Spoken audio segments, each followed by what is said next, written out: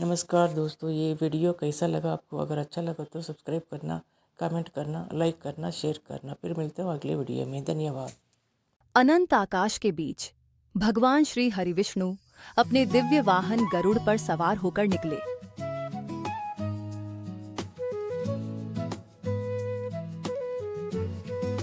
जब गरुड़ और हंस एक दूसरे के सामने आए तो पूरा ब्रह्मांड उनकी आभा से चमक उठा। लेकिन तभी दोनों के मन में एक प्रश्न उठा, हम में से श्रेष्ठ कौन है? उनके अहंकार को नष्ट करने के लिए महादेव एक अनंत अग्नि स्तंभ ज्योतिर्लिंग के रूप में प्रकट हुए। विशेष जानकारी, पौराणिक कथा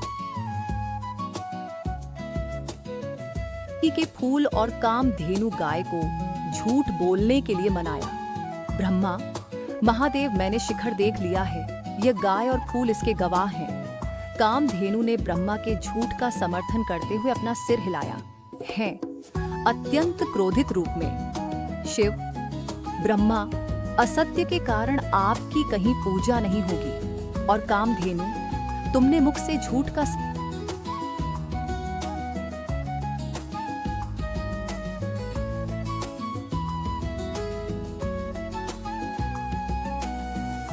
महाशिवरात्रि की वो पावन मध्य रात्रि जब ब्रह्मांड में एक अद्भुत घटना घटी। भगवान शिव किसी मूर्ति या लिंग के रूप में नहीं, बल्कि एक विशाल अग्नि स्तंभ के रूप में प्रकट हुए। एक ऐसा अग्नि स्वरूप जिसका न कोई आदि था और न ही कोई अंत। आधी रात के ठीक 12 बजे जब चारों ओर अंधकार था, तब महादेव इस प्रचंड अग्नि के रूप में अवतरित हुए ताकि ब्रह्मा और विष्णु जी के अहंकार को भस्म। ब्रह्मा जी के असत्य को सुनकर उस विशाल अग्नि स्तंभ से महादेव साक्षात प्रकट हुए। ब्रह्मा, अहंकार की शांति के लिए सत्य का मार्ग चुनना चाहिए था, लेकिन तुमने छल का सहारा लिया। जाओ ब्रह्मा, इस छल के कारण पृथ्वी पर तुम्हारी कभी कोई स्वतंत्र पूजा नहीं होगी। कामधेनु, तुमने, हे केतकी, ब्रह्मा के असत्य में भागीदार बनने के कारण मैं तुम्हें शापित करता हूँ। आज से मेरी पूजा में तुम्हारा स्थान कभी नहीं होगा। तुम्हारी सुगंध चाहे कितनी भी मनमोहक क्यों न हो, महादेव के चरणों में तुम्हें कभी अर्पित नहीं किया जाएगा। देवताओं की प्रार्थना पर महादेव का वह प्रचंड अग्नि स्तंभ शांत हुआ और दक्षिण भारत के अरुणाचल तिरुवन्नामलई पर्वत के रूप में स्थापित हो गया। प्रचंड अग्नि स्तंभ शांत हुआ और दक्षिण भारत के अरुणाचल तिरुवन्नामलई पर्वत के रूप में स्थापित हो गया। शास्त्र कहते हैं कि यह केवल एक पत्थर का पहाड़ नहीं, बल्कि स्वयं महादेव का साक्षात स्वरूप है।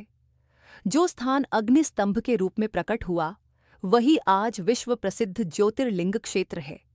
इसीलिए कहा जाता, अरुणाचले तु दर्शनम मुक्ति, यानी केवल इस पर्वत के दर्शन मात्र से ही मनुष्य को मोक्ष मिल।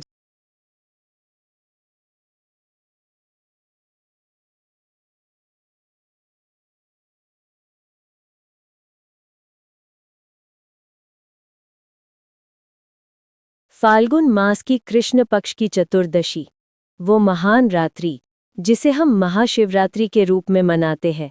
जानते हैं क्यों? पौराणिक कथाओं के अनुसार इसी दिन की आधी रात यानी 12 बजे भगवान शिव एक अनंत अग्नि स्तंभ के रूप में प्रकट हुए थे। इसी समय को लिंगोद्भव काल कहा जाता है और सृष्टि को प्रकाश देने के लिए महादेव इसी शुभ मुहूर्त में ज्योतिर्लिंग के रूप में अवतरित हुए थे। तभी से हर साल इस महान रात्रि को शिव भक्त जागरण करते हैं और महादेव की भक्ति में डूब जाते हैं, क्योंकि इसी मध्य रात्रि के क्षणों में महादेव की ऊर्जा पूरे ब्रह्मांड में सबसे अधिक होती है। यही कारण है कि महाशिवरात्रि की आधी रात को शिवलिंग का अभिषेक करना सबसे पुण्यकारी माना जाता है। नमस्कार दोस्तों, ये वीडियो कैसा लगा आपको? अगर अच्छा लगा तो सब्सक्राइब करना, कमेंट करना, लाइक करना, शेयर करना। फिर मिलते हैं अगले वीडियो में। धन्यवाद।